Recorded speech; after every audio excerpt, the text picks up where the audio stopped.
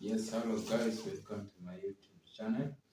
And today we are going to talk about how climate change affect an individual through mental or physical and also economic. So, starting, we are going to look on climate change. Climate change is a long-term shift from an increase in temperature, whether also whether it's a short-term shift in increase in temperature. So we are going to have it can affect through direct impact and also indirect impact. So direct impact you can get somewhere it can affect maybe through respiratory diseases. That one is air pollution and also diseases like maybe airborne disease, and also that indirect we can also get mental mental diseases. So somebody who plays a big role in climate change is human being. Human being affects climate through many ways. One, through maybe air pollution, like maybe burning of coal, charcoal. So you get that one is goes to direct to air pollution. Also, it can be affected through maybe interfering with the water bodies, like industrial, when the industrial produces waste to the to the uh, to the water bodies that kills the organisms which we feed on, like food, and also interfere with their food also. We can get human interferes with climate change during deforestation, cutting of the trees, and we know that these trees also produces us with food like fruits. So if human being cuts these trees, and we are going to get short in rains, so planting of the crops, and we are not going to get food as we deserve. So we are going to get something like we are imbalance of food stuffs. So also this human interferes with the climate change, like in an industrial way. So we produce, maybe human produces those vehicles that interfere with the air pollution. So we get that they interfere with the ozone layer that protects us from the direct sunlight. So we interfere with climate in so many ways. So the one that we are going to to look on deep is how human can be affected through mentally and also physically. So physically, we are going to see the diseases like during the floods, we get some of the diseases like cholera, gastroenteritis. So we find that human they they are prone to this infection due to maybe poor sewages lines. So during these floods, the water mixes with the human waste. So we feed on these microorganisms, and they interfere with the lifestyles. And so the groups that are majorly affected by the climate change. One, the pregnant women.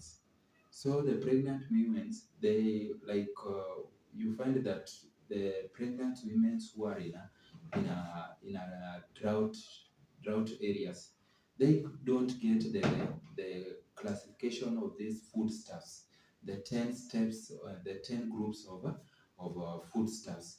So maybe they can feed on one, and they end up maybe getting prematurity in during birth, and also interferes with the hemoglobin levels. So you find the mother is gravid, and you find that maybe the hemoglobin is reduced because of maybe not taking of the drugs also that boosts the iron deficiency. And the next group is under 5, the children's. Children's, when this climate change affects them, they end up getting malnutrition because of feeding on one type of foodstuffs. So you find they don't get the groups of this food like maybe green vegetables, fruits, cereals. They are not. They don't get these foodstuffs. The next one is the vulnerable groups, the one that they're not they don't respond very fast to the climate change.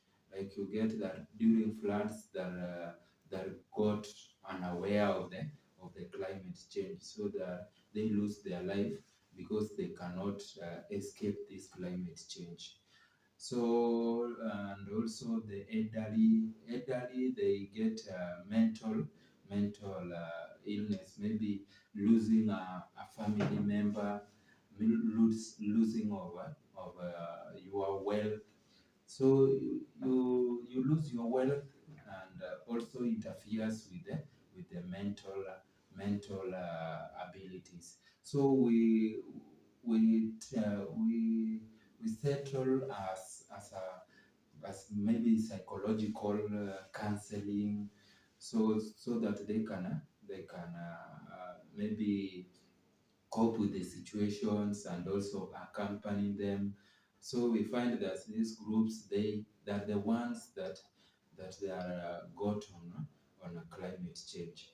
So when we go to how we can solve this the climate change, we see that the government plays a big role, and also humans also play this a big role in coping with the climate change, or maybe like the government can organize on a date on how we can improve the climate change, like planting of the trees so that we can get more rain, and also plant of foodstuffs. So Africa is a land that is rich of green vegetables, minerals, and so African, we are rich of this need, but we interfere with this during the time that we interfere with this climate change. So government plays a big role in maybe a situation of a proper sewage linings, so that we cannot get this maybe airborne and also waterborne diseases. And also governments plays a bigger role in industrial like introducing the electrical trains, electrical vehicles, electrical motorcycles, that they don't interfere with the air pollution. So when we don't maybe pollute the air, we get that fresh air that they don't interfere with the respiratory tract, those tract infections. So government plays also a bigger role in that. So humans, we are just going to how to cope with this the climate change. So as we go on, we are going to see those examples, and also work on nutrition. We are going to do more on nutrition of these vulnerable, the risk groups, so that we can help them grow physically and mentally.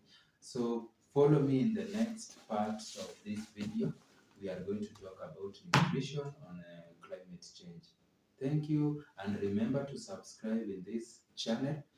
If you have not subscribed, do so that we can move forward.